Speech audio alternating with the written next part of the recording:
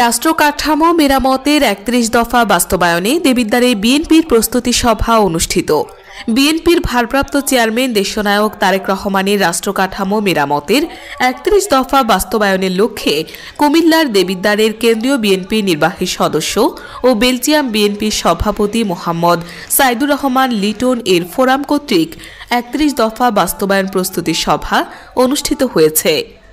শুক্রবার ১৮ জুলাই পৌরসভার ভূঁইয়া কমিউনিটি সেন্টারে প্রস্তুতি সভাটি অনুষ্ঠিত হয়। সভায় প্রধান অতিথি হিসেবে লন্ডন থেকে মোবাইল ফোনে ভার্চুয়ালি বক্তব্য রাখেন কেন্দ্রীয় বিএনপির সদস্য ও বেলজিয়াম বিএনপির সভাপতি মোহাম্মদ সাইদুর রহমান লিটন। দেশের বর্তমান রাজনৈতিক বাস্তবতা, জনগণের ভোটাধিকার, নতুন রাষ্ট্রচিন্তা ও বিএনপির ঘোষিত ৩১ দফা কর্মসূচি ঘরে ঘরে পৌঁছে দিতে চাই। তারেক রহমানের নেতৃত্বে বিএনপি নতুন রাষ্ট্র কাঠামো সংস্কারের ডাক দিয়েছে। ৩১ দফা কর্মসূচি বাংলাদেশের নতুন সামাজিক চুক্তির কথা তুলে ধরেন।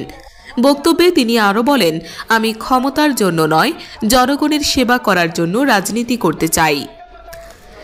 সভায় পোল্যান্ড বিএনপির যুগ্ম আহ্বায়ক আবু কাউসার ও দেবিদ্বার উপজেলা বিএনপির আহ্বায়ক সদস্য আবু তাহের মজুমদারের সার্বিক তত্ত্বাবধানে সভায় উপস্থিত ছিলেন উপজেলা আহ্বায়ক কমিটির সদস্য ইউসুফ মেম্বার, উপজেলা স্বেচ্ছাসেবক দলের যুগ্ম আহ্বায়ক নাজমুল হাসান রুবেল, কৃষক দল নেতা কবি মিজানুর রহমান মামুন, বিএনপি নেতা সেলিম মাস্টার ও তুহিন খন্দকার এবং মনিরুল ইসলাম, বেলাল হোসেন, সাইফুল ইসলাম, ডাক্তার আশিকুর রহমান, সাদিক ভূঁইয়া।